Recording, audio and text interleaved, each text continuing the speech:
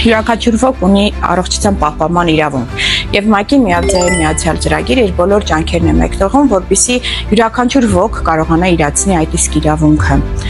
Եվ տարիների ընթացքում տեղ ունեցած բարեփոխումների արդյունքում մենք այսօր ունենք մի իրավիճակ, երբ պայմանագրային հիմունքներով ծառայությունները միաբի թեստավորման, խորհրդատվության տրամադրման